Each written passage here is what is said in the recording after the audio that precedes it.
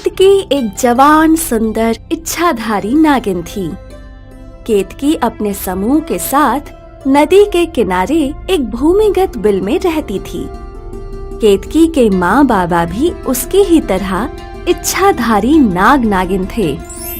केतकी, अब तुम बड़ी हो गई हो, अब तुम्हें अपना जीवन साथी चुन लेना चाहिए।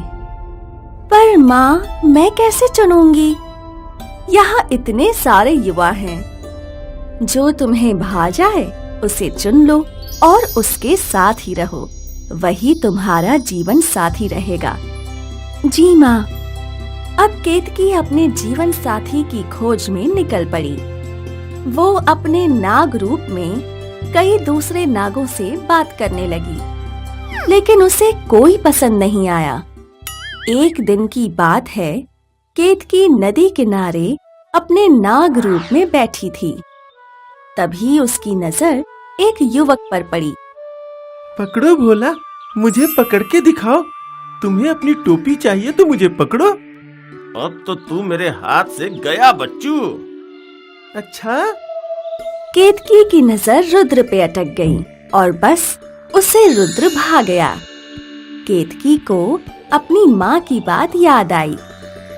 जो तुम्हें भा जाए उसे चुन लो और उसके साथ ही रहो, वही तुम्हारा जीवन साथी रहेगा। केतकी ने सोच लिया कि रुद्र ही उसका जीवन साथी बनेगा। अब केतकी रुद्र के पास गई। यार, इस नदी के पास कितनी शांति है ना? अरे, माँ बोलती है जहाँ ज्यादा शांति होती है वहाँ खतरा होता है। अरे ओ माँ के लाडले, अरे रे, सांप सांप! भाग रुद्रा, भाग! भोला और रुद्र दोनों यहाँ वहाँ भागने लगे और केतकी रुद्र के पीछे ही पड़ गई। रुद्र ने बड़ी मुश्किल से केतकी से अपना पीछा छुड़ाया। केतकी निराश थी। माँ, मुझे जो पसंद आया वो तो मुझे देखकर ही भाग जाता है। कोई बात नहीं, होता है ऐसा। तुम्हें उसका मन जीतना होगा। पर कैसे? अब ये तो तुम्हें ही सोचना है।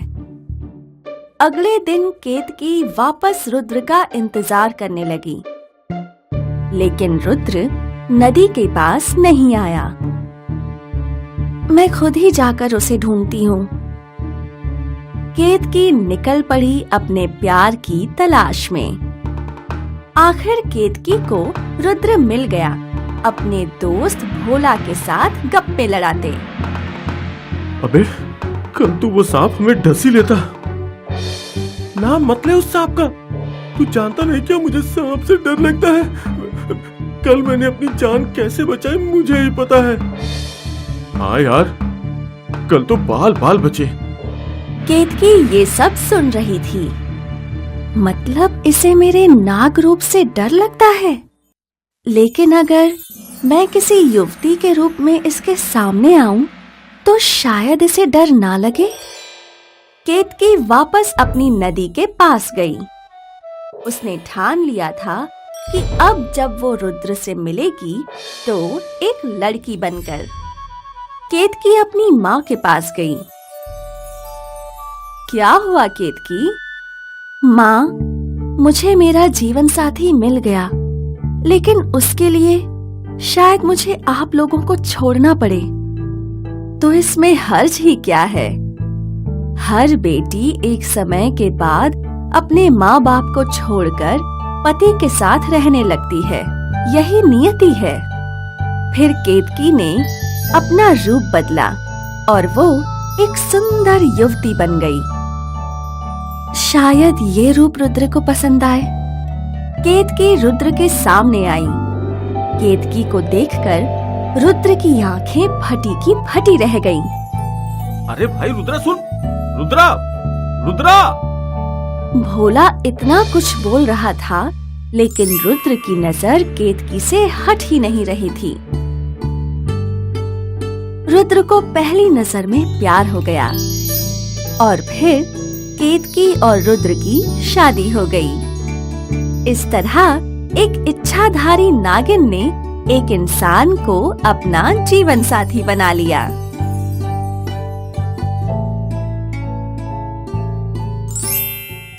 केतकी और रुद्रा की शादी हो गई थी और केतकी के नाग परिवार ने उन्हें आशीर्वाद भी दिया था।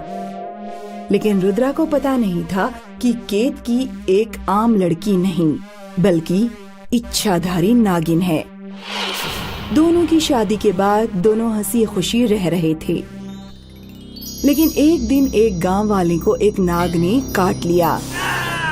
हे राम, मेरे पति को नाग ने काट लिया, अब मैं क्या करूं? मेरी जिंदगी भी बर्बाद हो गई। सारा गांव वहां जमा हो गया। रुद्रा और केतकी भी वहीं थे। आखिर किस नाग ने इसे काटा है? मेरे समूह वाले तो इंसानों पर ऐसे ही हमला नहीं करते, तो ये कैसे हुआ? कोई तो वैद्य को बुलाओ। हे राम, मेरे पति की रक्षा करो। कुछ देर बाद एक वैद्य जी आए और उन्होंने पीड़ित का इलाज करना शुरू कर दिया। बहुत ही जहरीले नाग ने काटा है इसे।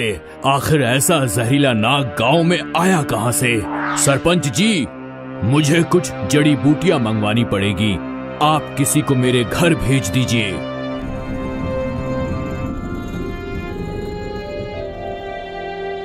वैद्य जी उस आदमी का इलाज करने लगे।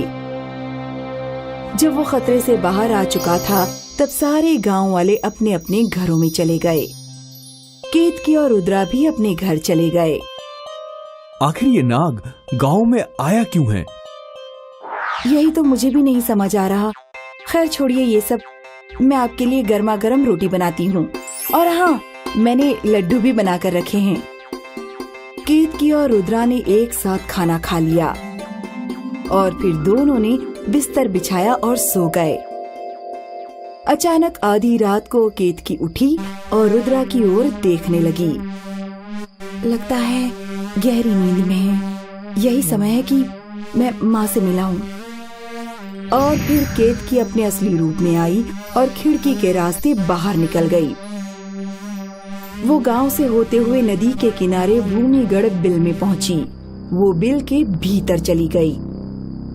माँ! केतकी, तू यहाँ? हाँ माँ, मुझे समझ नहीं आ रहा कि क्या हो रहा है। मैं तेरी उलझन का कारण जानती हूँ।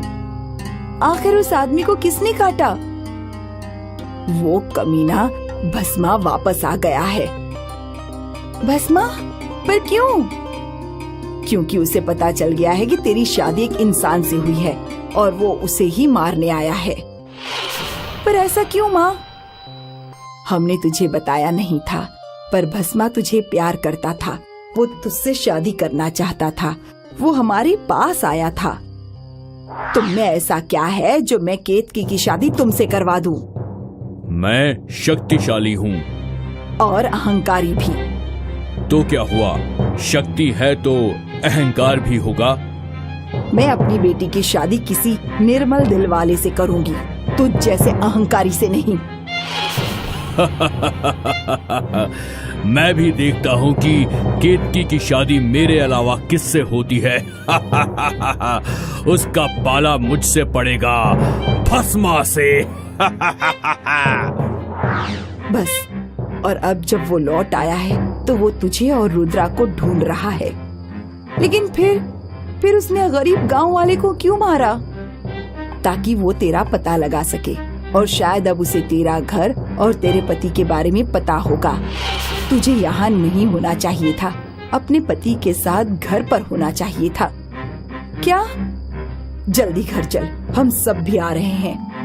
केतकी बहुत तेजी से अपने घर की ओर भागने लगी और उसके पीछे उसकी माँ और बाकी समूह के नाग भी चल रहे थे। जैसे ही केतकी घर पहुंची तो उसने देखा कि भस्मा उसके पति के पैर के पास है। केतकी ने तुरंत भस्मा पे छलांग मारी। भस्मा और केतकी लड़ने लगे। जल्दी ही केतकी की माँ और बाकी का समूह भी वहाँ आ गया और उन्होंने भस्मा को घेर लिया। समूह ने भस्मा पे चारों ओर से हमला किया। भस्मा लड़ता रहा, पर इतने सारे नागों के सामने वो टिक नहीं पाया। नागों ने भस्मा को मार दिया। फिर केतकी अपने इंसानी रूप में आई। उसे कुछ चोटें लगी थीं। केतकी ने माँ और अपने समूह को इशारा किया। वो लोग तुरंत अपने बिल की ओर चले गए। जब सारे नाग जा चुके थे, तब केतकी ने एक लाठी उठाई और जोर से भस्मा पर मारी। लाठी की आवाज से रुद्रा उठ गया। क्या हुआ? नाग आया था, मैंने उसे मार दिया। तुम्हें चोट तो नहीं आई? नहीं, बस कुछ खरोंचें आई हैं। रुद्रा ने वैद्य जी को बुलाकर केतकी का इलाज करवाया और सारे गांव वालों ने केतकी की बहादुरी सराही और केतकी ने अपने प्यार को बचा लिया।